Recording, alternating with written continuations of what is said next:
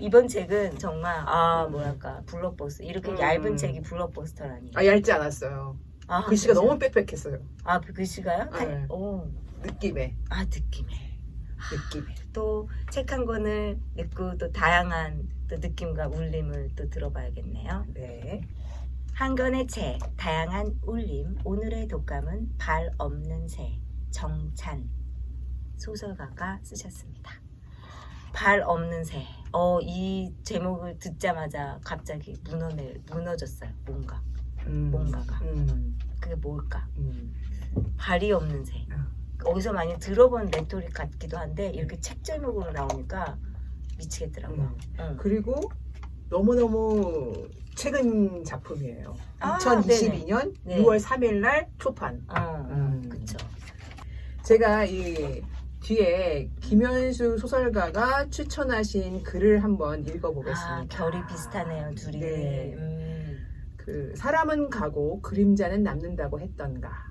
또 인생이란 나비가 꾸는 꿈과 같다고 했던가.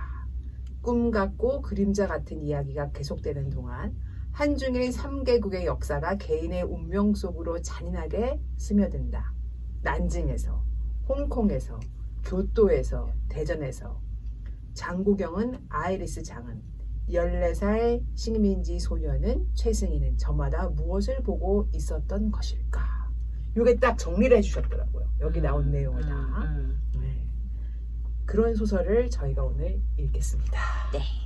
어떤 분이시죠? 정찬이라는 소설가 이분은 제가 그래도 좀 책을 읽었다고 생각했는데 처음 접하는 아직 모자라. 더 읽어야 돼. 아니 그러니까 너 아직 모른다. 너 정찬도 모르고 그동안 사는 거야? 이렇게 질책하는 느낌에. 왜냐면 너무 낯선 사람인데 젊은 사람이겠거니 했어요. 근데 여기 이제 그 어떤 기와집 밑이죠. 담벼락 밑에서 찍은 사진이 저자 얼굴로 나오는데 연세가 좀 지긋하세요. 꼬장꼬장하게 생기신 어떤 그 느낌이 진짜 예술가 같이 생기셨는데 1983년 무쿠지 언어의 세계의 중편소설 말의 탑을 발표하며 작품 활동을 시작했다. 소설집 기억의 강, 완전한 영혼, 아늑한 길, 베니스에서 죽다, 희고 둥근 달, 두 생의 정결한 집, 새의 시선, 장편소설로는 세상의 저녁, 황금사다리, 로뎀 나무 아래에서, 그림자 영혼, 빌라도의 예수, 광야, 유랑자, 길 저쪽, 골짜기에 잠든 자 등이 있다. 동인문학상, 동서문학상, 올해의 예술상, 요산 김정한 문학상, 오영수 문학상 등을 수상했다.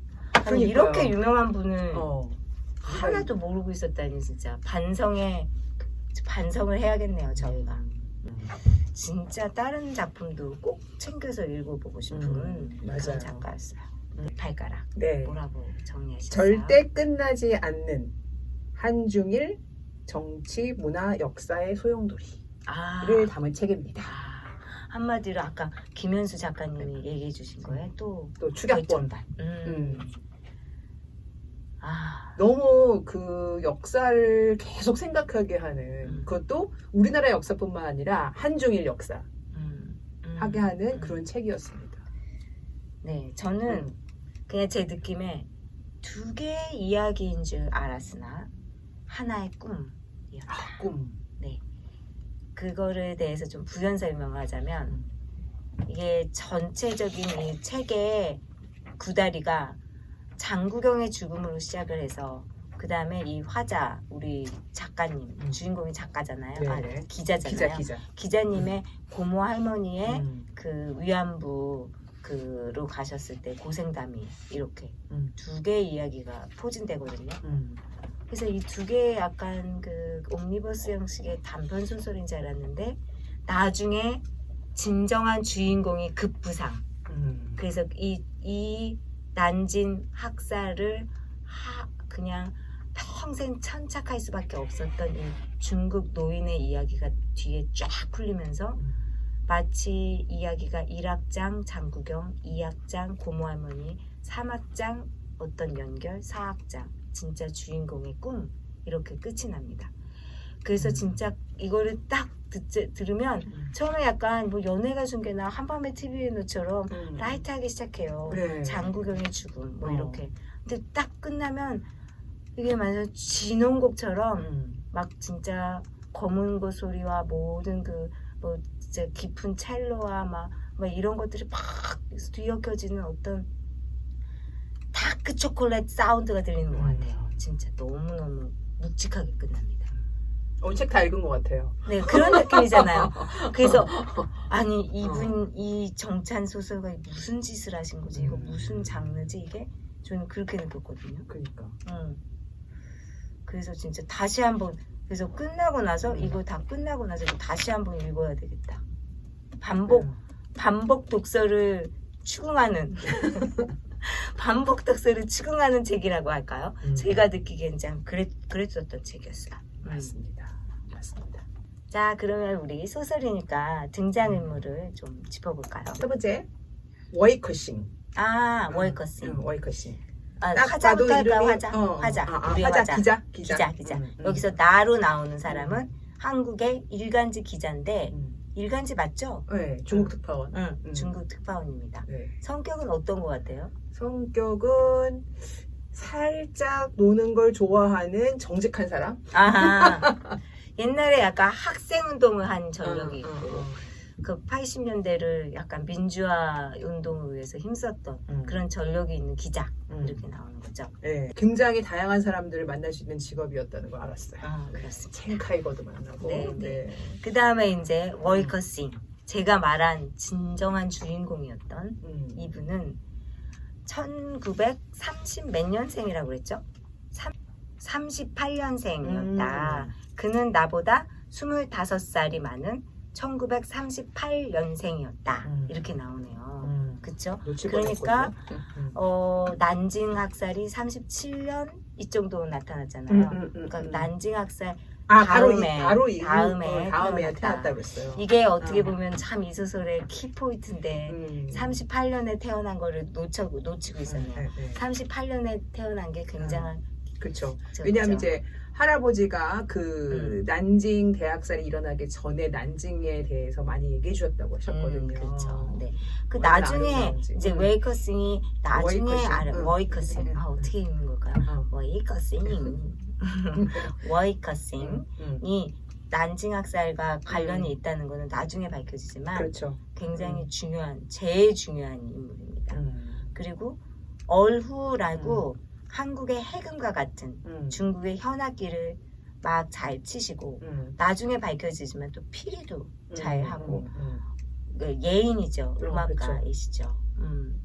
딱 했는데 너무 잘해. 누구한테 배운 것도 아닌데 그 배우한테 발탁돼가지고 매일 한 펑이 발달돼가지고 거기서 연주를 하게 돼가지고 태양별이라는 공연을 같이 하게 되죠. 그래서 태양별이 하면 누구 생각나죠? 장구경을 연기 코치를 한 그런 양반으로 나옵니다. 저 울컥했잖아요. 장구경 그 호텔에서 딱 떨어진 거를 진짜 4월 1일 날 딱 방송에서 접하면서 사람들이 다 만우절의 거짓말의 최대 거짓말이다. 이거만큼 큰 거짓말 없네? 이렇게 반응했었던 그 상황이 너무 생각났어요. 진짜로. 저는 별로 기억이 없어요. 왜냐하면 그때 좀 바빠서 뉴스 못 봤나 봐요. 아니 그날 친구를 만났거든요. 그렇구나. 그날 친구를 만나 지금같이 인터넷 세대가 아니었기 때문에 방송으로 접한 거예요. 그 방송을 접하니까 와 방송에서 만우절이랑 거짓말하네? 막 약간 이런 느낌이었어요. 그렇구나. 그래가지고 야 최대 거짓말 장구경이 죽을 리가 있어? 막 이렇게 얘기를 그날 했거든요. 근데 그 다음날 진짜였어요. 진짜 충격 먹어가지고 잊혀지지가 않아. 그 만우절이. 그렇군요. 4월 1일 날 딱 죽어가지고 2003년도거든요. 네. 이 소설의 첫 번째 시작이 2003년 4월 1일 오후 우리의 화자인 기자 양반이 워이커싱과 함께 베이징에서 그냥 술을 마시고 있다가 이제 전화가 오죠. 그 기자니까. 야 지금 빨리 저기 그 어디죠? 홍콩 가. 지금 장거룽 우리를 말하면 장구경이 죽었어. 자살했어. 이렇게 이제 사건이 발달하죠. 갔더니 누굴 만나? 첸카이거. 첸카이거가 이 패왕별이의 감독. 네. 첸카이거를 만났는데 첸카이거를 그냥 만난 게 아니라 이 소설의 완전 또 주인공이에요. 첸카이거가 이 워이커슨과 또 연관이 있어요. 그 첸카이거의 어떤 청소년 시절에 워이커슨의 이 어루라는 연주가 굉장히 또 많은 임팩트를 줬기 때문에 그런 인연들이 쫙 풀립니다. 그렇죠? 그 다음에 중요한 인물로는 미국으로 건너갈까요? 네, 미국으로. 아이리스 장. 네, 아이리스 장이라는 분인데 이 아이리스 장이 쓴 책이 난징 학살을 전 세계에 알린 어마무시한 책이더라고요. The Rape of 난징이라는 책인데 직역을 하면 이게 난징의 강간, 위해, 뭐 네. 레이프니까.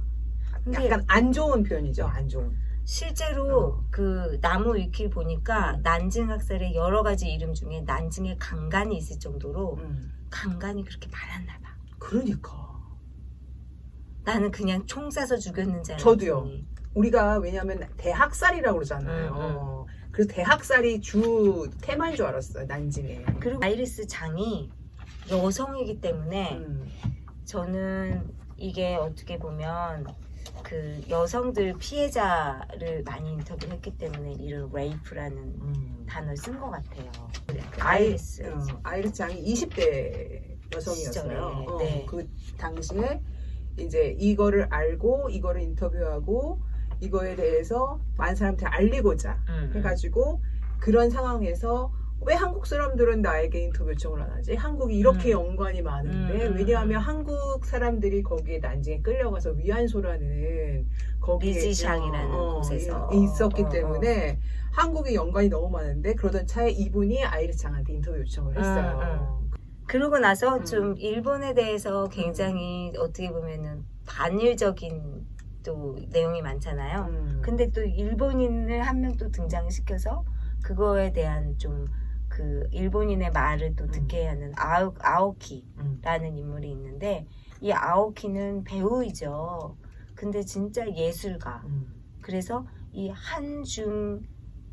한국 중국의 워이커슨과 첸카이거 이렇게 다 셋이 친해요. 그러니까 예술은 어떤 국적을 초월하잖아요. 그렇죠? 국적과 나이와 모든 걸 초월하는. 네네. 네. 모든 걸 초월하기 때문에 셋이서는 정말 그런 정치적인 얘기도 되게 자유롭게 하고 그렇게 이제 우정을 키워나갑니다. 저는 여기서 이분이 아오키 분이 그 연극처럼 얘기를 해주시는데 그게 가부키가 뭐라고 그러죠? 그게 가부키가 아니고 아니라 노라는 네. 게 있다는 걸 처음 알았어요. 보신 적 있어요 혹시? 아니 저는 인터넷으로 요번에 찾아봤어요. 그러니까. 네, 되게 단정한 절제된 어떤 그런 것들 표현 뭐 이런 거 표현이요. 들더라고요.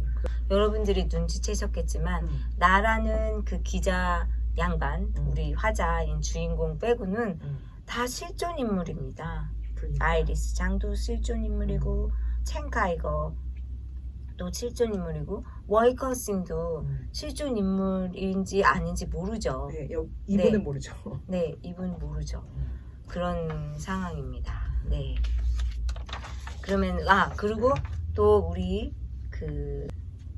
고모 할머니. 고모 할머니. 그렇죠. 네. 고모 할머니. 그 당시에 이제 위안부라고 칭해지던 여기 이제 끌려가가지고 나중에 돌아오셨는데 결국 거기서 친해진 친구의 버려진 집에서 살게 되는 거죠. 그렇죠. 네. 그래서 이제 이 분이 화자분이 학생운동 하다가 피할 곳이 없어서 거기에 가서 고모 할머니 집에 가서 피하고 하면서 그 고모 할머니와 유대 관계가 생기고 거기서 이야기 들은 게 이 같이 아이리스 장하고 이야기하면서 풀어지는 거죠. 네. 안타깝죠. 안타깝습니다. 자, 그럼 우리 본격적으로 항상 이렇게 끝물에 본격적이돼요. 본격적으로 소설 이야기로 들어가 볼까요? 이 발 없는 새가 왜 발 없는 새인지부터 얘기해 볼까요? 왜 발 없는 새냐면 거기서 이제 아비정전 세상에 발 없는 새가 있다더군. 이 새는 나는 것 이외에는 알지 못해. 날다가 지치면 바람 속에서 쉰대. 딱 한 번 땅에 내려앉는데 그 그건 바로 죽을 때지 하는 대사에서 이분이 이제 아마 유명한 대사라고 들었어. 되게 유명한 대사인데 이렇게 책 제목으로 나오니까 또 허거덕하는 거죠. 그렇죠? 허거덕. 허거덕. 한번 들어본 것 같긴 한데 유명한 대사라서 항상 이렇게 춤추는 거 나오잖아. 네, 전에. 그렇습니다. 그래서 이분이 이제 장국영 되게 좋아하시나 봐요. 음. 이 폐왕비리만 나오는 게 아니고 음. 아비정전도 나오고 동사서독도 나오고 뭐 이렇게 이제 여기서 이 장국영이 얼마나 영화에 몰입해가지고 그거 분해서 삶에까지 영향을 미쳤는가를 막 얘기하시다가 결국 이제 이 자살을 하게 된 이유가 뭐 나중에 찍던 영화였다 아니면 폐왕별이 때문이었다 얘기는 분분한데 이분이 보시기에는 폐왕별이가 영향을 많이 미쳤다.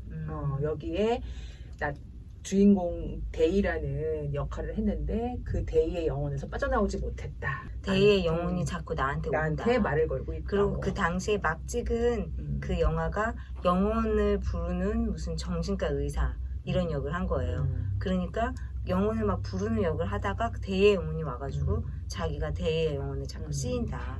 어떻게 보면은 그 배우라는 게 첸카이거가 그 장국영에 대해서 얘기할 때 장국영이 솔직히 이렇게 연기를 잘할지 몰랐다. 그래서 처음에 캐스팅 1호가 아니었잖아요. 원래는 그 마지막 황제였던 그 사람을 캐스팅을 했는데 그 사람이 안 한다고 해서 장국영이 이제 2차 캐스팅인데 장국영이 이제 발음도 이쪽 발음이 아니기 때문에 잘할 수 없다고 생각해서 그러면 그 당시에 메일한펑이 이 연기를 제일 잘했기 때문에 메일한펑과 관련된 사람을 만나게 해다오 해서 워이커싱을 만나게 해줘서 워이커싱이 어떻게 보면 연기 지도를 한 거예요. 그랬을 때 이제 워이커싱과 굉장히 영혼에 가까운 대화를 나눈 거죠. 그래서 죽기 전에 SOS로 나 자꾸 데이가 돼요. 이렇게 얘기를 한 거죠. 그래서 배우가 연기를 한다는 게 뭔가 이렇게 접시는 아니지만 그 캐릭터가 와서 이렇게 훅 덮치겠구나. 데이 역할, 그러니까 폐왕별이라는 영화에서 데이 역할을 한 어린 꼬마는 엄마의 손에 따라가서 얘는 배우를 만들어 주십시오 하고 배우학교에 맡겨버리고 엄마가 그냥 떠나는 장면인데 이 배우학교에서 이 소년의 손을 보더니 육손인 거예요. 손가락이 6개인 거예요. 그러니까 이제 배우학교 사감이겠죠. 거기 선생님이 육손은 배우 못 된다. 그걸 내쫓았어요. 엄마가 식칼로 아이의 손을 떼어내고 그냥 배우학교에 맡겨버립니다. 그래서 이 소설에 관통하는 주제는 엄마와 아들이에요. 엄마와 아들. 그래서 폐왕별이라는 캐릭터를 이제 장국영의 죽음을 끌어들인 것도 이 관통하는 주제, 엄마와 아들이라는 이 관통하는 주제 때문에 이 등장하게 된 거죠. 어떻게 보면. 그러니까 그 육손이 떠나가는 거와 엄마는 같이 떠나갔다. 엄마가 그냥 떠나간 거죠. 그리고 이 첸가이거도 어떻게 보면은 엄마가 떠나라고 그랬잖아요. 그쵸. 그쵸. 왜냐면 이제 홍위병이 됐으니까. 홍위병이라는 게 그 마오쩌둥 시절에 아버지를 고발한 소년들. 그러니까 지금도 뭐 아주 조심스럽게 홍위병이 재등장한다 막 그러잖아요. 맞아요. 그런 느낌? 그래서 이제 마오가 권력을 잡기 위해서 소년들의 정신과 육체를 사용했다라고 여기서 나옵니다.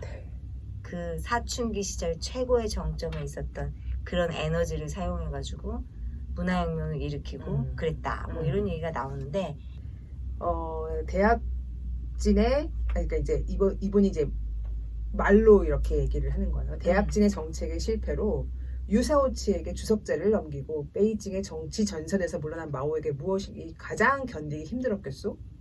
권력에 대한 허기였을 것이요. 나에게 문화대혁명은 마오의 허기를 불러일으킨 비극적 난장으로 보였어. 혁명에는 무력이 필요해요. 마오가 선택한 무력지는 놀라게도 소년들이었어. 그리고 마오의 굶주림을 가장 빠르게 충족시켜주는 식량이었어. 마오에게는 식량이었던 거예요. 그러니까 그래서 그 나의 홍위병 시절이라는 책이 있나 봐요. 첸 가이거가 쓴 실제로 그걸 또 읽어보지 않으면 이 소설을 또 모르겠다. 그래서 이 소설 하나 읽고 태양별을 봐야죠. 그다음에 장국영 나온 영화 다 봐야죠. 그다음에 첸 가이거가 쓴 또 나의 홍위병 시절 읽어야죠. 그다음에 이 책에는 사실은 아이리스 장이 쓴 더 레이프 오브 난징 난징 학사 읽어야죠. 이 소설 하나로 뭐 읽어야 될 게 또 너무 숙제가 많은 책입니다. 그래서 여기서 이제 이 작가분이 얘기하시기는 첸 카이거의 영화도 좋지만 진짜 책을 정말 잘 쓰는 분이다 이분이. 홍위병 시절을 너무 잘 썼다.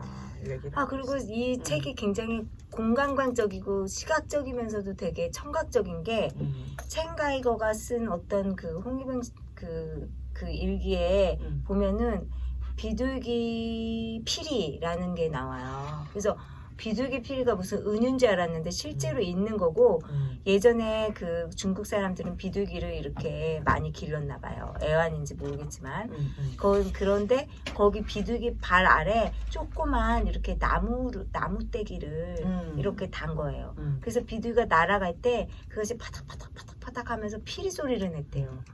그 소리가 너무 예뻐서 그 비둘기 피리 소리를 들으며 하늘을 쳐다보았다. 이런 문장이 있는데 이 여기에 우리 기자님은 그게 무슨 의미입니까? 이렇게 물어봤던 거죠. 첸 가이거를 만났을 때. 우리 동네에서 비둘기 발에 그렇게 나무떼기 달아가지고 날 때 소리 내는 거 들었잖아. 이렇게 얘기하는데 어머 상상도 못했어요. 저는. 그러니까요. 그래서 그 피리 소리가 산골의 메아리가 됐다. 그러니까 그런 소리를 듣고 자란 첸 가이거니까 그렇게 예술적인 작품을 만들 수 있었을까요? 아니 그분이 그렇게 얘기하셨어요. 내가 이런 거를 겪었기 때문에 이렇게 영화 안에서 풀어낼 수 있었다. 인거유영이라는 그 사자성어가 나오는데 장국영의 죽음을 어떻게 잊었냐 했더니 첸 가이거가 자기가 좋아하는 한자를 쓰면서 그 장국영의 죽음을 애도하고 잊었다고 하는데 그 중에는 자기 아버지가 쓴 인거유영이라는 글자가 있었는데 우리 워이커싱도 이 글귀를 정말 좋아한다고 했어요. 그 말이 사람은 떠나지만 그의 그림자는 남아있다 라는 뜻이라고 합니다. 그래서 또 그림자 사람에게 그림자가 있다는 것을 이런 식으로 또 사람이 가고 그 그림자는 남아있다. 그쵸? 그래서 아무것도 아닌 그림자가 또 이렇게 여운을 줘요. 그래서 이제 왜 그 영어권에서는 그냥 그림자를 이렇게 어떤 문장어로 표현하잖아요. 영어 문장어로. 영어가 이렇게 옆으로 오른쪽으로 나열식이라고 얘기하잖아요. 근데 표현 문자 한자는 그림처럼 보여주잖아요. 맞아. 상형 문자잖아. 그치? 그래서 그림에 약간 느낌이 있는 것 같아요. 네네. 그래서 그 어떻게 보면 장국영의 에피소드는 이 인거유영으로 끝이 납니다. 그렇게 나는 잘 애도했어. 이러고 이 챕터가 끝나고 나서 역사의 아이라는 3장 챕터에서는 이제 고모 할머니 얘기가 쫙 풀리면서 마치 이게 옴니버스 소설처럼 고모 얘기가 쫙 풀리거든요. 고모 얘기는 아까 말씀드린 것처럼 정말 그 위안부로 끌려가서 다시 돌아왔는데 그 고래에 대한 어떤 기억 그 이야기 때문에 다시 고래가 돌아오듯이 자기가 돌아와야 된다. 근데 돌아왔는데 8년인가 만에 돌아왔으니 14살에 끌려가서 18, 19에 돌아왔으니 아니 22세에 돌아왔으니 뭐 행색도 많이 바뀌니까 딸이 돌아왔을 때도 기쁘지만 않은 거예요, 가족들이. 그렇죠. 그 당시 그런 이야기 되게 많잖아요. 이 가족을 어떻게 받아들여야 되는지 나머지 가족들도 해결이 안 되는 거. 그리고 엄마가 딸 잃어버린 것 때문에 또 막 찾아다니다가 엄마도 또 일찍 돌아가셨으니 이 딸이 그냥 죽은지만 알았는데 또 돌아오고 그 말도 안 하고 뭔가 좀 이상하고 그러니까 이 가족들한테도 내가 짐이 되나 또 싶은 거고 그래가지고 자기를 잘 챙겨줬던 분이 언니라고 있어요. 그 분이 언니 또 자살하셨는데 그 분이 언니의 유고를 가지고 분이 언니가 할머니를 찾아가죠. 그래서 할머니한테 분이 언니 이렇게 좀 우리 가족보다 거리감이 있는 사람한테 더 솔직할 수 있을 것 같아요. 그치. 상담사. 그래가지고 이제 그 할머니랑 이야기를 나누고 또 염전에 가서 또 일하고. 그러니까 일생이 정말 떠돌아다니다가 결국은 그 할머니 집에 빈집이 돼서 그 집에서 이제 혼자 유유히 사시는 그런 캐릭터로 나오십니다. 네. 그러면서 이제 아리스 장이 이 책을 그런 거에 대해서 책을 썼다. 그래서 인터뷰를 잡고 이러는데 아리스 장이 이런 이야기를 또 해요. 조개의 분비물이 굳어진 결정체가 진주예요. 진주는 이물질이 들어오면 몸을 체액으로 감싸 자신을 보호해요. 진주의 섬세한 나노 구조는 그런 체액들이 쌓이면서 형성된 결과물이죠. 진주 속으로 스며든 가시광선이 오묘하고 아름다운 색채를 발산하는 건 그런 독특한 구조 때문이에요. 희생자라는 말 속에는 이런 진주의 색채가 숨어있다는 사실을 The Rape of 난징을 쓰면서 깨닫게 되었어요. 그전엔 몰랐지요. 제가 책을 완성할 수 있었던 건 그분들의 희생이 제가 가야 할 길을 밝히고 있었기 때문이에요. 그분들의 희생 자체가 역사의 캄캄한 내부를 밝히는 진주 같은 발광체였던 거예요. 그 실제로 더 레이프 오브 난징 책이 나오고 나서 뭐 엄청난 반향을 일으켰죠. 뭐 사륙의 집약적인 거 보면 이 좁은 난징 주변 지역에서 그 사륙의 강도가 제일 센 거죠. 그렇다고 그쵸? 나왔어요. 네. 그래서 이제 그런데 일본 측에서는 이제 그 우파 쪽에서는 소송을 걸었어요. 이 책에 대해서 그러니까. 거짓말을 했다. 그러면서 야스쿠니 신사의 자기 남편의 전사자로서 추도를 하고 있는 어떤 한 여성, 그러니까 남편이 전쟁 갔다 죽어서 야스쿠니 신사에서 추도를 받아야 되는 그 여성의 편지를 가지고 법정에 섰는데 그 편지가 진짜 미쳤구나. 미쳤구나입니다. 제가 좀 열받지만 읽어볼게요. 왜냐면 알아야 돼, 우리가. 이런 열받은 거를 자꾸 외면하면 안 돼. 이렇게 썼습니다. 남편은 자신이 전사하면 야스쿠니의 자신의 혼령이 반드시 모셔질 것으로 믿으며 사지로 떠났습니다. 그런 야스쿠니 신사를 욕보이는 것은 나 자신을 욕보이는 것의 몇 억배의 굴욕입니다. 사랑하는 남편을 위해서도 절대로 용서할 수 없는 일입니다. 야스쿠니 신사를 기어이 욕보이려 한다면 나를 100만 번 죽여주십시오. 야스쿠니 신사를 매도하는 말을 듣는 것만으로도 내 몸이 갈기갈기 찢깁니다. 그렇게 찢겨진 몸에서 흘러나온 피가 전사자들의 피 바다가 되어 끝없이 펼쳐져 가는 광경이 눈에 보이는 듯합니다. 와. 이렇게. 그래서 이제 이 우리 월커싱의 논리는 전쟁은 희생자를 필요로 하는데 이 희생자를 정말 희생자로 보는 게 아니라 이 희생자를 그냥 애도하는 차원이 아니라 이 희생자를 신격화하고 추앙한다는 거거든요. 그래서 막 추앙하는 거야, 인간을. 그래서 나쁜 짓을 해가지고 전쟁에서 막 사람을 죽이는 사람들을 여기 신사에서 추앙을 하는 거고, 그러기 위해서 그런 전쟁에 나갔고, 그런 논리입니다. 그러니 뭐 반성을 하겠어요, 인생에. 그 워이커싱이 이제 그 밑에 이렇게 나오는 거죠. 죽은 자의 영혼은 신의 영역으로 끌어올려 거룩한 공간인 야스쿠니 신사에 모시는 것이요. 비참하고 덧없는 죽음을 성스러운 황홀의 죽음으로 변신시키는 마술이야말로 야스쿠니 신앙의 마르지 않는 에너지 원천이요. 그렇습니다. 뭐 여러 가지 말도 안 되는 뭐 말들이 많지만 정말 그러면 안 돼요. 폭력을 행사한 사람을 신격하다니요. 진짜.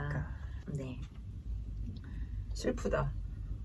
좀 이거를 읽으니까. 근데 좀 이제 슬퍼요. 이 우리 그 작가님이 워이커싱이라는 인물을 통해서 말하고 싶은 거는 그 일본인이 난징 대학살에서 그런 뭐라 그러지, 천황을 신격화해서 그런 식으로 막 폭력을 행사한 것과 그다음에 마오쩌둥의 그 젊은 추앙하는 그 젊은 홍위병들과 비슷하다는 거예요. 논리는. 누군가를 추앙해서 그 사람의 이름으로 모든 것을 다 하고 자기는 굉장히 신격화 받는다. 모든 걸 용서받는다. 홍위병이 실제로 그렇게 행동했잖아요. 마오쩌둥을 보기 위해 4박 5일이고 몇 박 며칠이고 그 천안문 거기로 가가지고 한번 보고 목소리 듣고 울고 그쵸. 거기 그런 이제 거랑 종교. 야스쿠니 신사의 거기 천황시대 그 신격화 되는 거랑 똑같은. 저는 누군가를 막 추앙하는 거를 인간들이 막 집단적으로 뭔가 좀 좋아하는 유전자가 있나 그런 생각도 했어요. 이렇게 자기 자신을 사랑하지고 왜 남을 사랑해가지고 그렇게 대신 막 찌르고 죽이고 그래. 아 진짜. 그러니까. 그래서 이제 4, 5장이 제가 말한 이제 어떤 그런 또 다른 꿈 이야기인데요. 이거 방송에서 이 월커싱의 그 비밀을 얘기해야 되나요? 어떻게 해야 되나요? 어차피 다 얘기하셨는데요. 월커싱이 1938년생이라고 그랬잖아요. 그쵸? 그 난징 대학살은 1937년이니까 네, 그 다음에 태어났다고 했죠. 근데 이제 아주 나중에 밝혀지는데 월커싱의 엄마가 이제 목을 매달고 돌아가셔. 그거를 엄마를 이렇게 보고 내려서 그 옆에 누워 있었다. 거기까지도 나 몰랐어요. 여기까지 나왔을 때도 그 비밀 몰랐는데 그 아까 말씀드렸지만 그 강간의 난징이라는 말도 있다고 했잖아요. 강간을 당했던 여성들이 많았고 강간 다음에 뭐야? 임신을 한 여성도 엄청 많았대요. 그래서 아이를 낳고 아이를 목 조르는 사람도 있었고 유산하려고 자살한 사람도 있었고 하지만 단 한 명도 낳아서 잘 키웠다라고 당당하게 말한 사람이 없었다는 거예요. 그럼 월커싱의 엄마도 일본인의 학대를 받고 임신을 해서 자기를 낳고 그런 선택을 한 마감을 한. 네. 그래서 자기는 피해자이기도 하면서 가해자이기도 하다. 그래서 평생을 난징 그 학살에 대해서 천착해서 그 연구할 수밖에 없었다라는 얘기가 쫙 풀리면서 그러니까 쫙 풀리면서 이 모든 그 앞에 나왔던 아들과 엄마의 관계 그리고 자살 그리고 그 아오키 씨가 그 일본의 어떤 뭐였죠? 노에서 연기하는 것이 이제 아들이 태아가 돼서 다시 엄마 뱃속에서 자유롭게 유영하는 그것을 무대에서 보여준다고 하는 것으로 끝을 나게 됩니다. 네. 네. 대장정이었어요. 그래서 이 월커싱의 그 또 자살로 이 소설이 마무리가 돼요. 네. 발가락에 말을 안 해. 내가 말하잖아. 계속 말을 할 수가 없는 거지. 말이 약간 자꾸 이게 들어가가지고 말이 바깥으로 나와야 되는데 말이 자꾸 들어가요. 그러면 꾸미가 말하는 거 자꾸 듣게 되고 진짜 어떻게 말을 할 수 없는지 약간 울컥하고 좀 그런 게 있네. 이게 소설을 읽을 적에는 이렇진 않았거든요. 네. 근데 이게 말이라는 게 하면 할수록 참 어려운 것 같아요. 말 자꾸 들어가는 이런 네. 희한한 경험을 하게 됐네요. 지금. 그 장자의 이야기가 장자가 꾼 꿈이 나비인데 나비가 장자인지 아니면 장자가 나비인지 그거를 되게 꿈꿨어요. 그러니까 피해자가 나비고 그 다음에 가해자가 장자면 이거는 언제든지 치환이 될 수 있다. 하지만 피해자는 있는데 가해자는 없다는 거예요. 인정하는 사람이 없기 때문에. 그래서 이것이 해소되지 않는다. 이렇게 얘기가 나오죠. 네. 안녕히 계세요. 안녕히 계세요.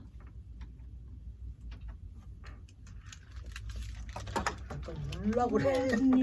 발가락 말 안 하고 나한테 다 떠밀고 왜 몰랐던 것처럼. 아니 그게 아니라 약간 울컥해가지고